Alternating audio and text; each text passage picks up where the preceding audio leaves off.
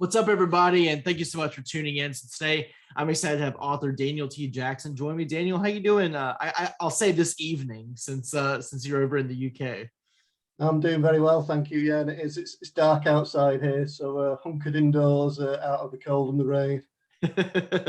Glad to hear you're doing okay. Yeah, I know we've been pushing this chat around for a few days, what with my daughter being sick and so forth. I feel like that's just like a constant thing. Every time I have a chat scheduled, I'm like, well, this happened with my daughter, so I'm gonna have to push it, or so forth. But I guess it's just how it is. You got a kid in school, they have to get all the germs, at some point, go ahead and build up the immunity. So I guess I just need to get used to it. Yeah, it'll be like that for the next 20 years, and then they'll leave home. But until then, get used to it. Yeah. it just gets like progressively worse, right? It's like you start with like mild colds, and then it's like strep and stomach viruses and all good stuff, and then it's just being a worrywart about every single thing they do when they start driving. Yeah. So just kind of want to start off like I always do in these chats. Just tell me a little about yourself. Growing up, going through school, did you read a lot growing up, and then kind of what made you decide to sit down and start writing a book? Okay, I mean, I'll just get the current fact out of the way. I'm married with 4 kids, and it's quite important for me to say hello to all of them if they're watching this. But in terms of reading, I've been a fantasy fan and a fantasy reader all my life. I got into the genre probably 8, 9, or 10 years old. I shared a bedroom with a brother who was 4 years older than me, so he was constantly reading a few years ahead of me and introducing me to books. So it started with, do you remember the Choose Your Own Adventure fighting fantasy books? Mm-hmm. So it started with those, and I must have done 50 of those during my junior school years. And then later he got me into books like Lord of the Rings, Illborn Saga by Raymond Feist, the Shannara books, the Thomas Covenant Chronicles. But I think I read that when I was 13 or 14, so I doubt I had a clue what was going on at the time. And then later I discovered myself fantastic series like Memory, Sorrow and Thorn by Tad Williams, and I came across Wheel of Time by Robert Jordan when I was 16 or 17 years old, browsing in a bookshop. Just fell in love with that series, and I grew up with it. It was my Christmas or birthday present every couple of years for the next 20 years. But from a writing point of view, if anyone had asked me between the ages of 11 and 16, what did I want to be? It was a writer. That's what I would have said to them. And I guess at that age, you're not thinking about how do I finance things and have a home and be able to afford to pay for stuff. You're just thinking about what do you really want to do. So I wrote lots of stories as a teenager, and I actually sat down at the age of 16 and wrote my first novel.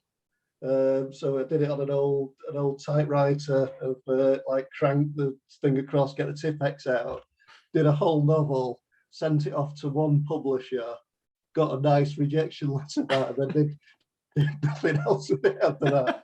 And I think at some point after that, teenage years took over of alcohol, and I went off to university and did a sensible degree, got a sensible job afterwards, and then I was still telling people one day I'm going to be a writer and one day I'm going to write a book, but then suddenly find you don't have time. I didn't have time. You were busy pursuing a career and busy having a family, and I carried on writing, but I'd write scenes. So I'd write a start of a book, or I'd write a scene in a book, or I'd write stories for my kids, but I never had the will to sit down and say, right, I'm going to put all the time into writing a novel now. And that was all the way through. But I was still saying to people all that time, one day I'm going to write a novel. And they're like, yeah, we've been listening to this now for the last 25 years. We've not seen it happen yet. The first book's been sitting in the attic for all that time. And then I got to a position after a career in professional services, I got to a position where I was able to substantially reduce my time commitment to my day job in 2018. And I gave myself a couple of months off after doing that. And then I said to my wife, right, I'm going to sit down and write that book now. And I'd had the plot for Illborn in my head for years, and it had been taking shape over a number of years. And I'd actually written the prologue years ago. And I'd started this thing and thought, that is a way I'd like to start a story. And when I got the time, I sat down and started writing in September 2018, and then I published the book in March of this year. So it was a realization of this was something I wanted to do for my whole life. I'm going to do it, and now I've done it. And so it's been fantastic as well. And receiving the reaction to the book so far has just been wonderful. Gotcha. Yeah, it's a good thing, I guess, that you said that you're going to write a novel and not that you're going to be a writer, because you could have just told me, well, oh, I'm a writer, because you've written. I mean, you've done all these things. You've written a novel already. You've written scenes of stories and so forth. So you've got the writer part down. It's just like the finished product thing. That I'm going to write this and I'm going to publish it, I guess, was the thing that was still kind of waiting. It was the constructing the whole story part, whether you call it a short story or a long story.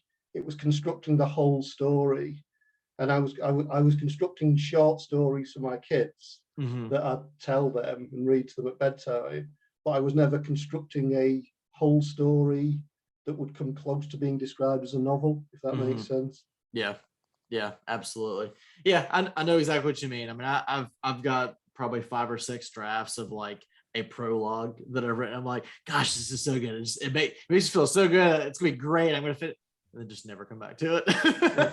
this prologue is so perfect. This is the best prologue ever written. Exactly. Yeah. It's like this mirrors Martin and Abercrombie and Brett and Ryan. It's so good. But I don't want to come back to it. Yeah, if only I could carry on for another 400 pages. Exactly. It'd be wonderful. Best book. Only I had another 200,000 words in me. This would just be great. So you actually named a lot of authors that I really haven't heard a whole lot when I've been doing these chats. And you always hear Tolkien, you hear Jordan, but Tad Williams is not one that gets thrown around a lot. Raymond Feist isn't one that gets thrown around a lot. I hear Brooks occasionally.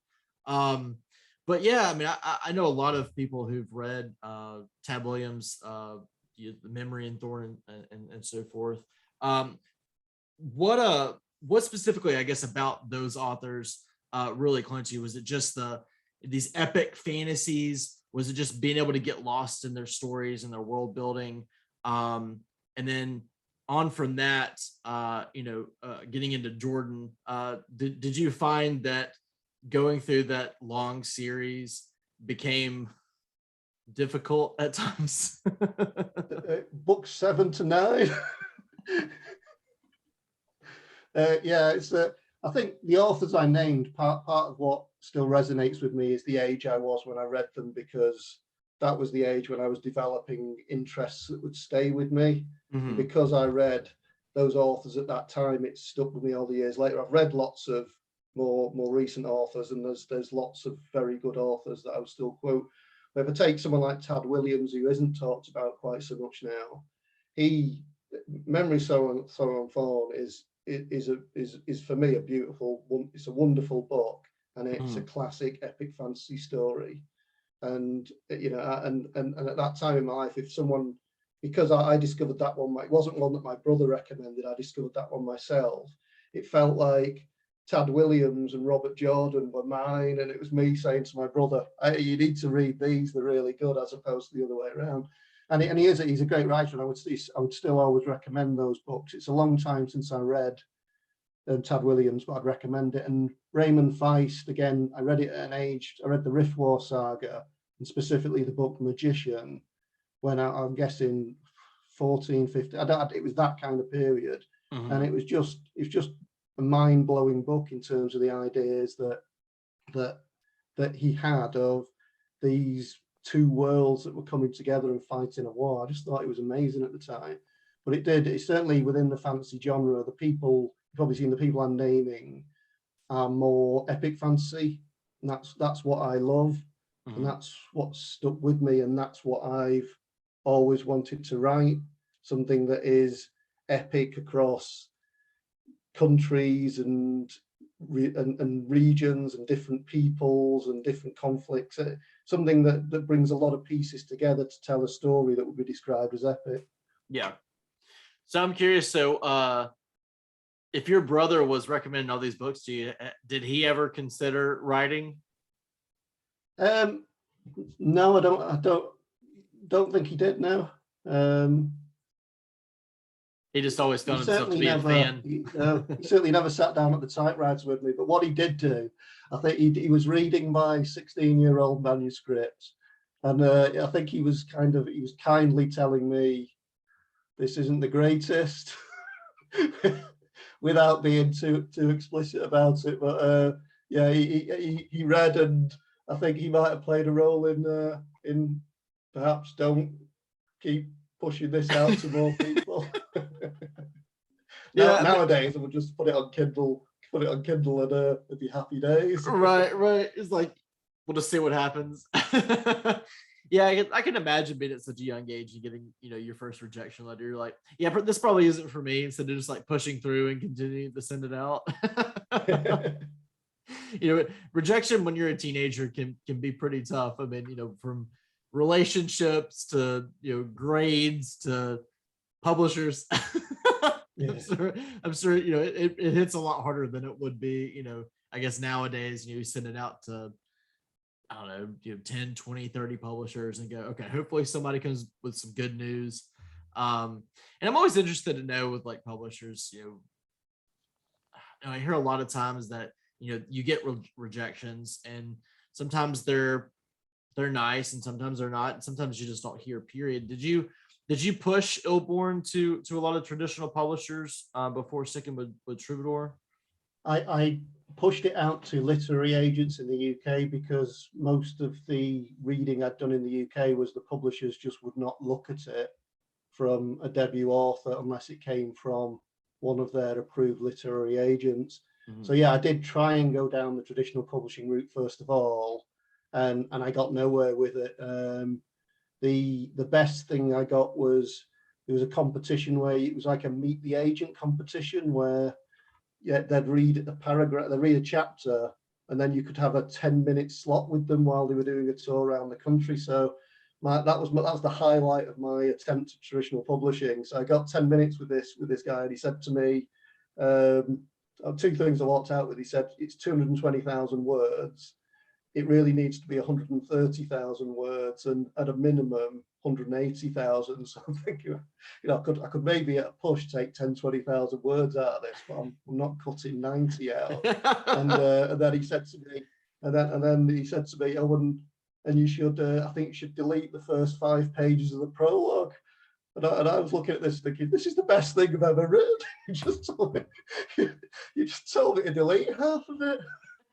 So I came out of that day, and I was pretty down in the dumps for a while. And I got nothing from other agents. I got mostly, I think I either got no response at all, or a response which was quite clearly a standard cut and paste. We don't really want to say anything in this response other than we don't want to take it on. And I got one I describe as a genuine response where it felt like the agent had actually read the book and was critiquing the start of or critiqued the first 3 chapters, but he was the only person out of the process I ever got a feeling had actually read beyond a few pages into the book. Mm-hmm. I do, part of me wonders, did the fact that 220,000 words is a long book, did that, and the encouragement is you put that in your covering letter to people, did that just mean somebody read the top line and said, this is 220,000 words, and delete email is possible? I don't know, but I never got far enough into a process to have a sense of that. Gotcha. And it took me a while after that I was thinking, well, do I go away and write a different book, start again, write a book which is 130,000 words long, and then go for the remote possibility of a traditional publishing deal? After a few months, I just decided, well, I don't think I'm going to write a better book than I've already written with that parameter. So I then went down the self-publishing route. I gotcha. Yeah. I feel like there is a little bit of I'm not gonna say a fear, but almost like taken aback by a debut novel that's over, say, 350, 400 pages. sometimes maybe even 500 or 600 pages. But maybe from like a traditional route. But I know a lot of readers that love what we call chonky books. That love these just door stoppers. Even other self-published authors like Ryan Cahill, Emma Spencer, others that you were in the SPFBO competition with, that just write these super thick books that people just fall in love with. But there's also that side of readership that is like, just give me a trilogy that has 3 books that are all 300 to 400 pages and I'm good. But you put an 800-page door stopper in front of me, I don't know. But it's so interesting to see that dynamic, because it's really about if you enjoy the book or not. It really doesn't have anything to do with the page count, because I feel like if I enjoy the first couple of chapters in a book, the pages are going to fly by and I'm not going to realize how long the book is by the time I really get invested in the story. If you can get really invested in a book, you really don't realize how long the book actually is, because you'll get so invested in it that you just read it regardless. But I feel like some people just will see that page count and go, nope, on to the next one. And that's not just publishers, that's readers too. I've seen it numerous times, but from what I can tell, and a lot of the readers that I follow, it, regardless of whether or not it's 400 or 800, they're probably going to jump in if they've heard something good about it, or if the synopsis captures them.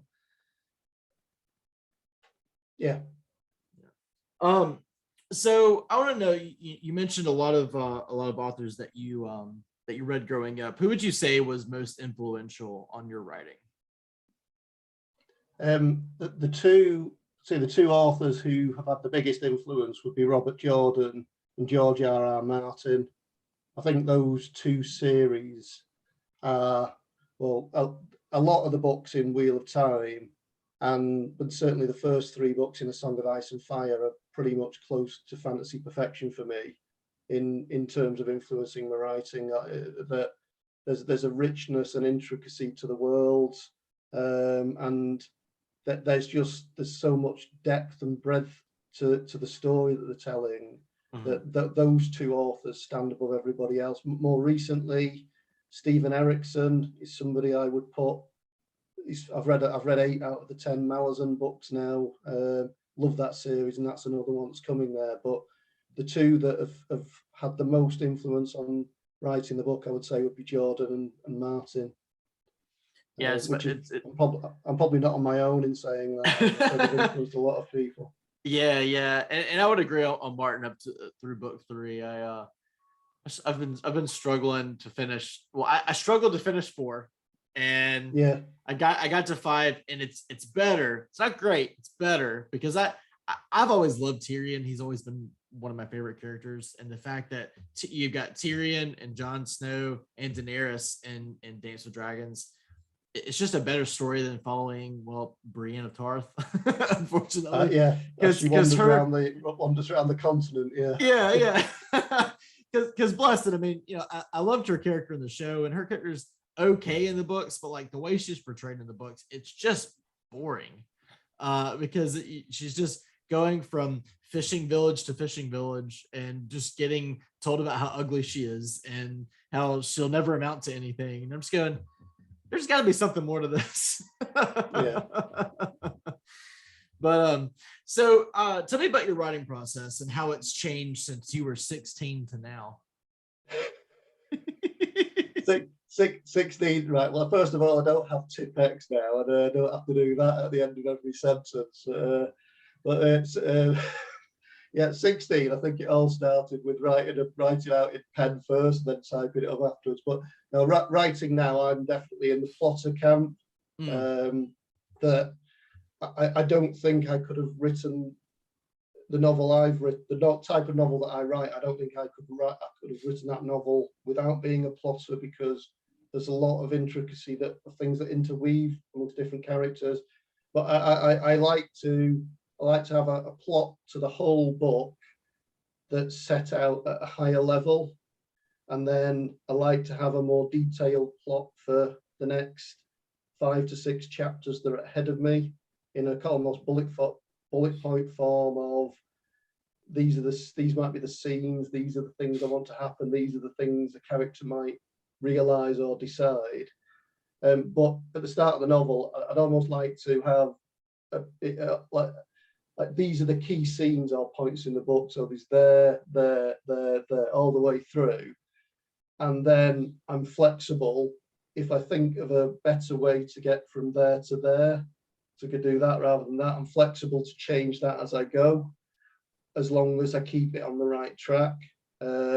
So the story will not be identical to where I started, but I want to finish where I thought I was going to finish. And if that means I change some of the things I do as I go along, then I'll do that. But I'm somebody who plots and then I edit a lot. As I'm writing, I read out loud to myself repeatedly while I'm writing, because I find by reading out loud as I'm going, I can assess flow in my own work much better than I can by just reading it on the page. And if it flows, you can hear it as you speak in a way you won't necessarily see as you're reading it. So I will edit my own work before I get to a finished manuscript.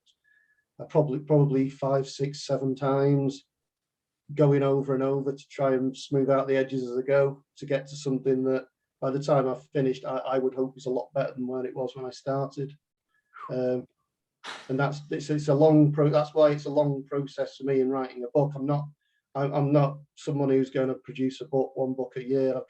The process I've got, that wouldn't work for me. Yeah. It's quite a meticulous process.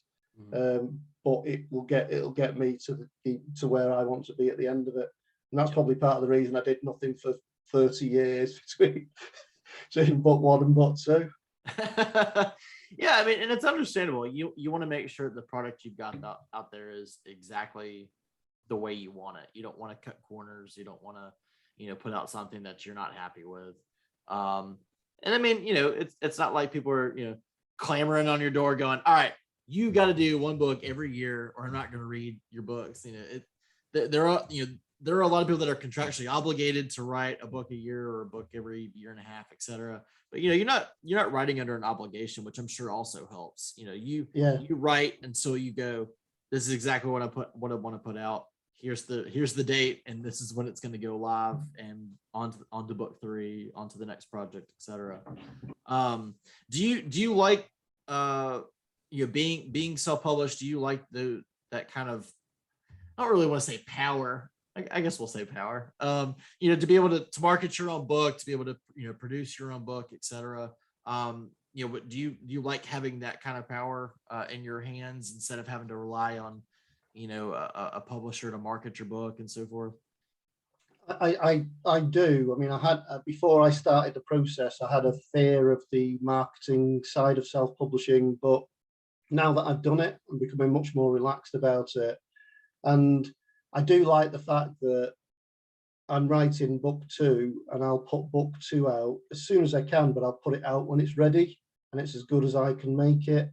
And I'm not in a situation where someone's saying to me, if we're going to publish this book for this date, you need to have got a manuscript to an editor by this date, and then artificially rushing towards that date. So that side of it is good. And a lot of my working career, I was self-employed, so I'm used to being my own boss and not having somebody else tell me what to do. So there is that advantage of self-publishing. As it's actually turned out now, I enjoy the social media side of things, and that presence has built. And sort of Twitter took quite a while to get going. Instagram, I think I've really, the community on Instagram has been fantastic in terms of building support for the book gradually, and it's great now working with people like the Broken Binding that I'm having conversations like this now with yourself, David, and getting featured on great websites like yours. That is gradually happening. But I had a massive fear at the start because I'd done nothing on social media at all really until Well, I'd been on Facebook about 10 years ago, and my account went dormant. And then my sister, my younger sister, set me up on Instagram and Twitter in April of this year, and sort of told me how to get started, and it's gone from there. But I'd published now I look at, I see people on social media, and they're talking about like a 2-year countdown to releasing the debut novel. And I published mine before I'd even set up an account. And yeah, so no, it's good, but I recognise, and I've started the series of books, and people have bought the first book, and thankfully they've enjoyed it. I've got a sense of obligation that I am going to finish the series of books. Now I want to do that for myself, but I also recognise now I've got an obligation and a duty to finish that for people who want to read to the end of the series. So that means that even though I'm controlling the timing of the book, it also means that I'm not sitting there and saying, right, I'm going to take 5 years between books and spend 1 day a week writing. I've got to take that seriously, but equally it means that I am my own boss, and I'll set my own deadlines to what I think is best for the book, and producing the best series I possibly can in the right time frame. Yeah. But yeah, it was a massive learning curve doing it for the first time, and there was a lot of things that I genuinely had no clue about when I started doing it. But you make mistakes as a rookie doing something, and I'll have a better process for the second book because I've been through it once, and thankfully this time I'll be starting with a bit of an established base of people who've heard of me, have heard of the first book, and have an interest in the second book, which I literally started with 0 interest at all in the first book, and thankfully got some very kind people to take a punt on reading it, and they enjoyed it and told other people. Yeah. Yeah, I know the social media aspect is kind of the thing that a lot of self-published authors don't want to deal with. They're like, gosh, I really wish I had somebody that could just do this for me. But there's some that really enjoy it. I mean, and and once your book becomes popular, and eventually it becomes a lot to keep up with. You're having constant communication on, say, Twitter. You're getting emails to your website. You're getting reviews popping up. Your name is getting tagged, like on Instagram and so forth. So like eventually you're like, okay, so I've got a following now. My book is selling a little bit. Not gonna make everybody happy. So it can become a little bit stressful, but it's nice that you're still, at the end of the day, you're still writing for yourself, but you're also writing for those that have kind of jumped on the bandwagon at this point, and have enjoyed your first book, and you're okay. So I'm writing for myself, but I'm also writing for those people.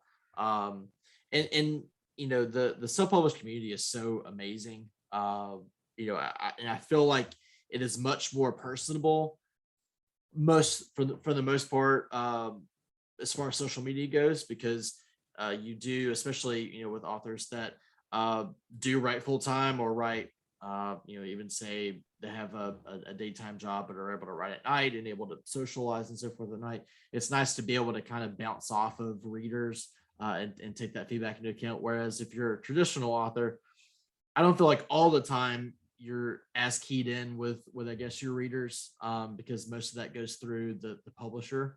At least in some of my experience. Now there are a lot of traditional published authors that are awesome to get to know and talk with and talk books, but I feel like the self-published community is a lot more cohesive and a lot more, I guess, open about the process, in my opinion. I don't know what your thoughts are with that. No, I think the community is fantastic. I mean, I was lucky to get to know some authors who were publishing their first books at the same time as me. There's a guy called Tom Dumbrell who published a book called The Luck of a King, and we both started on Instagram at pretty much the same time, and we just chatting. So that was just a mutual learning experience of what's working for you, what's working for me, and actually has developed into a good friendship since then over time. But the communities in general, across Instagram and Twitter, I've just found tremendously friendly and positive. And yeah, people would drop me messages to say, have you thought about doing this? I mean, I made contact with the Broken Binding earlier this year after receiving a message. I can't remember who it was from now, but somebody sent me a message to say, have you thought about speaking to the Broken Binding? And I'd seen the Broken Binding on social media, but it hadn't occurred to me that there was a connection there to make. So then I investigated them and made contact with them, and that's been a fantastic partnership for both of us in terms of the results of that over the last few months. They've done well out of it, and the book's done well out of it. And there's lots of people who are very open, both at the other self-published authors, but also readers and reviewers on giving advice. The communities are fantastic for that. And I certainly believe, because I had this fear of social media before I started this, if I had been published on the traditional route, I think I would have been much more using the resources that the traditional publishers had as a crutch to let them do the work for me rather than doing it myself. But by having done it myself, I've got a much closer connection to that community and to my readers, to the extent that I can name loads of my readers because they were the people who were promoting my book extensively in the early days, and without them taking the time to read it, review it, and then promote the book and support the book with other people, then I wouldn't have found more readers. And more recently, it's got to a point where, it's great. The book is finding a bigger readership now, that I don't have that same connection with everybody, but I've got that connection with a lot of readers. And I don't think I would have had that if I'd gone down the traditional route. And it's not something I think I'll lose now. It's great to have. And there's such friendly communities that you see the same people who post things that are funny or post things that are interesting, and you follow them, don't you? And you keep following them, and the community is great for that. And I'm thankful my sister showed me how to set up an Instagram and a Twitter account. Because if not, I'd still be I don't know what I'd be doing, but I think I would have sold about 20 copies to friends and family, and now I'd be saying, I've got a really good book on it. Your wife just happened to sneak in and buy 15 copies. You're like, I sold 15 copies. Yeah. What was that massive package that arrived yesterday? Why is there a box just sitting on the front porch? I don't know, honey. Don't worry about it. So let's get on to Illborn. So can you, for the audience that haven't had a chance to read it, can you tell us what Illborn is about?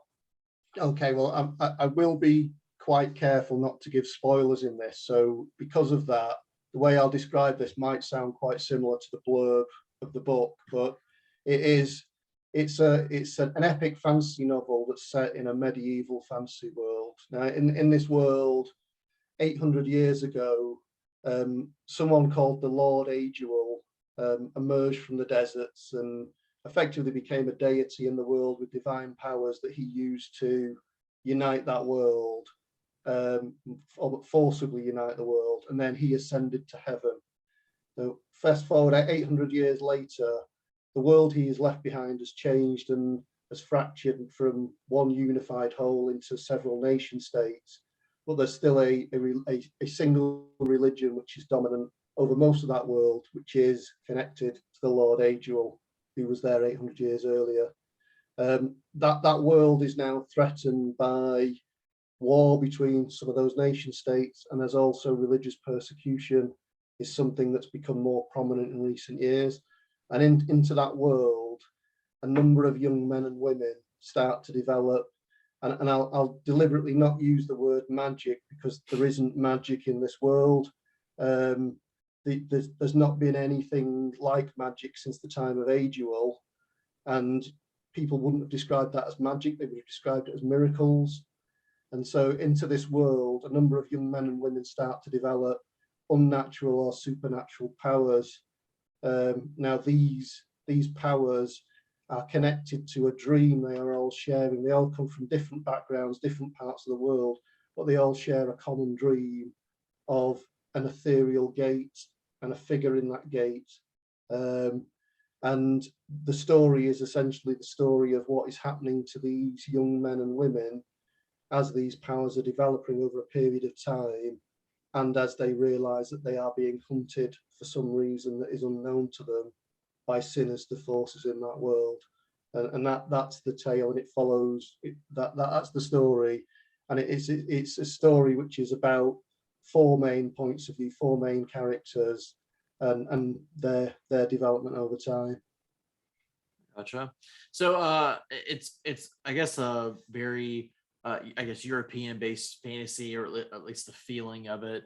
Yeah. And it's very, you know, I guess historical a little bit, you know, very historical based fantasy. Is history kind of a big is it a thing that you really enjoy? Do you enjoy learning about history and writing about history, or is it just kind of, it just kind of happened? I'm a massive history buff. I like historical fiction novels, but I also read loads of non-fiction history books as well. So there's lots of inspiration. It's certainly, as you say, it's quite correctly said, it's European medieval fantasy, because that's what I know.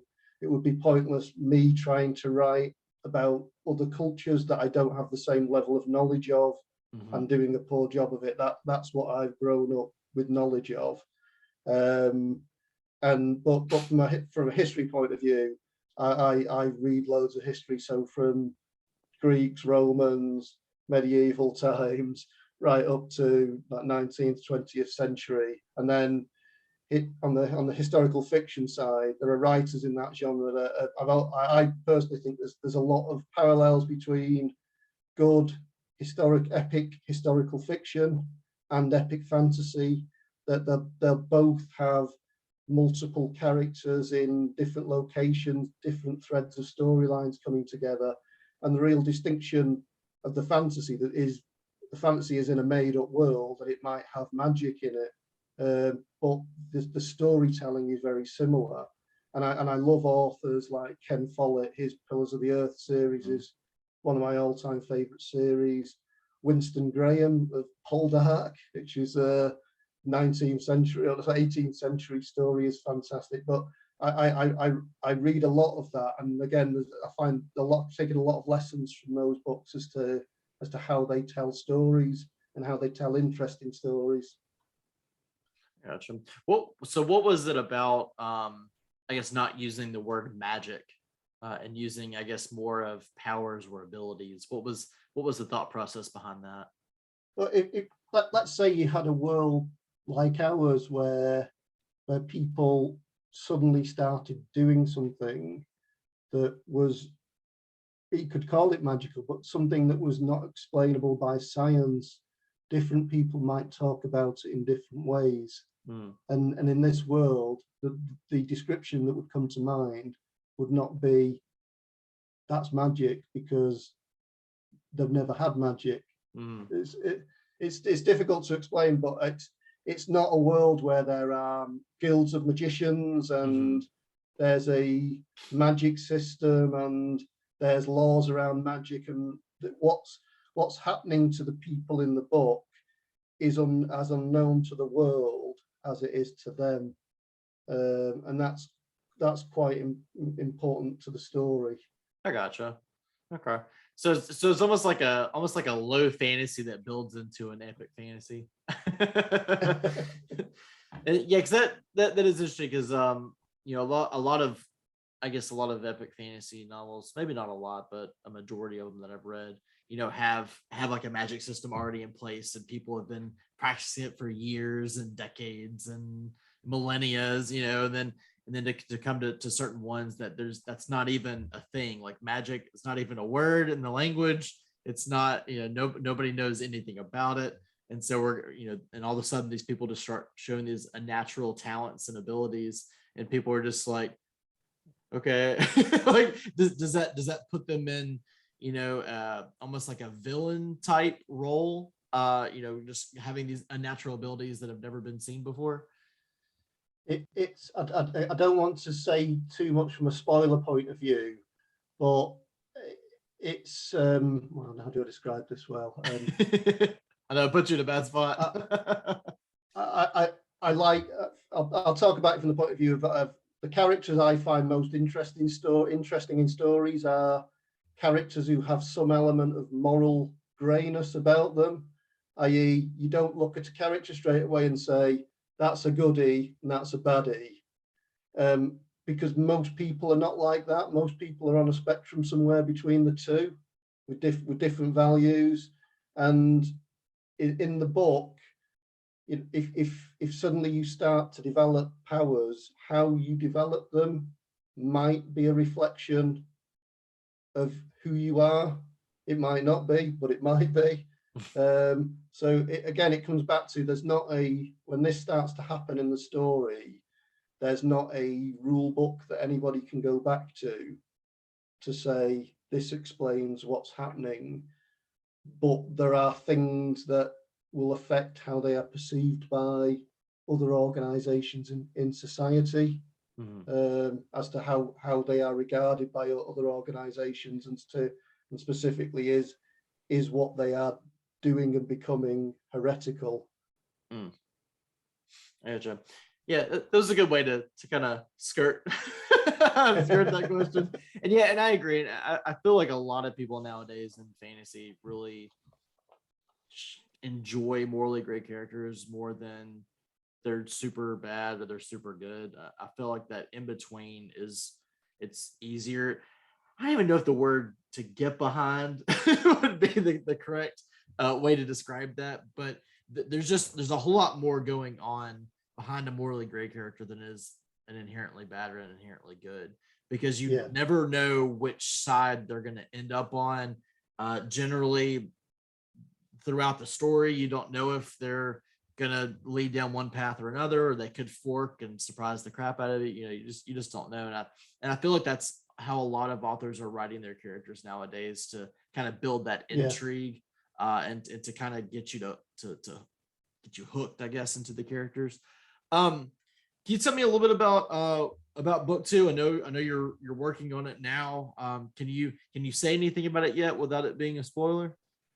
I can't really give much away in the way of plot without it being a spoiler, but from a process point of view, I've been working on the draft of the book for the whole of 2021. So I started early January, and I'll get to a point just before Christmas where I've got my first draft written, which is at this point a 200,000 word manuscript, which compares to 220,000 for the first book. So it's another chonker, to use your terminology, and it's a continuation of where the story ends at the end of book 1. But I can't say a lot more than that without spoiling book 1 for people who haven't read it. So I'm reluctant to say too much about where that book goes.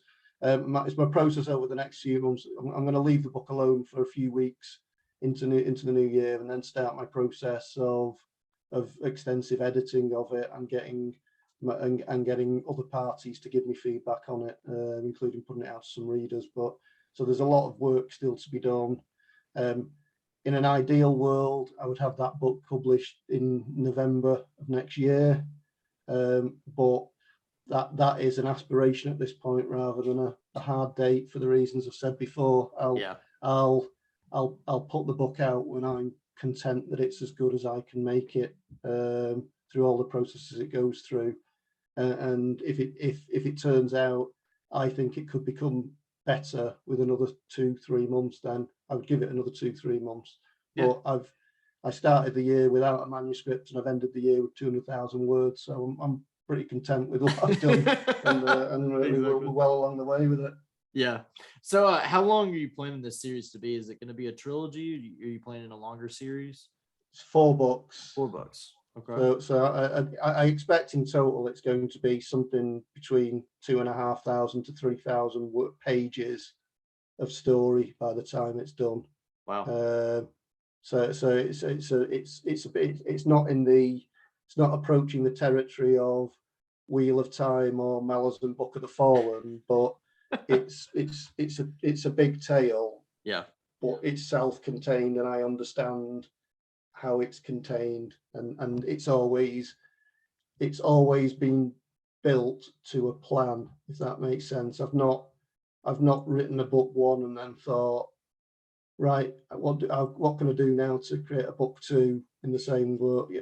I've always had a sense of, I know what the shape of the 4 books are, and you know, it's going to take me a number of years to finish it, but it's a project I'm looking forward to doing. There you go. So just for the audiobooks lovers out there, do you plan on trying to get an audiobook done of Illborn at some point? It's not a plan at the current time, but it's in the never say never category. I think I've had queries about a hardback version as well, and probably my answer at this point is similar. If I get to a point where I've got a bigger following for the book than I've got currently, then I'll think about other editions and other formats. But I don't feel the following I've got at the moment is enough to justify me producing those other formats. Yeah. But I'm open-minded to doing it in future. I gotcha. Last question I got for you. Anything that you've read recently that you'd recommend? Oh, well, a series that Malazan Book of the Fallen, I got into that 2 or 3 years ago, and you know, I've read books 6, 7, and 8 of that series this year, and there's some absolutely masterpiece books in that series. Memories of Ice and the Bone Hunters are incredible books. I started The Faithful and the Fallen this year by John Gwynne. I'd never read John Gwynne before. That was a fantastic. That's a fantastic series that I'm enjoying. And I've read a number of good self-published books this year. Tom Dumbrell's books, L.L. McRae. I read The Iron Crown, which is another good book. So yeah, I've had a good year of reading this year. Fantastic. Well, Daniel, I want to thank you so much for taking the time to chat with me about yourself, about your writing process, about Illborn, and everybody that's watching. So Illborn is actually the Broken Binding December book of the month. So make sure to go check it out on their website. I'll have a link below. You can use the promo code FANFI, that's FANFI, for a discount on your total purchase price. So again, go check out Illborn on Broken Binding's website and all of their other fantastic fantasy, sci-fi, thriller, horror novels that they've got going on. They're doing some great work over there. And Daniel, best of luck finishing up book 2. Definitely take a break, enjoy the holidays before you get into your massive editing phase. And we'll be looking forward to book 2, and we'll try to do this again, maybe closer to pub day. Thank you very much for taking the time to speak to me, David. It's really appreciated. Thank you. Absolutely. We'll talk again soon. Okay. Thank you. Thanks, Cheers.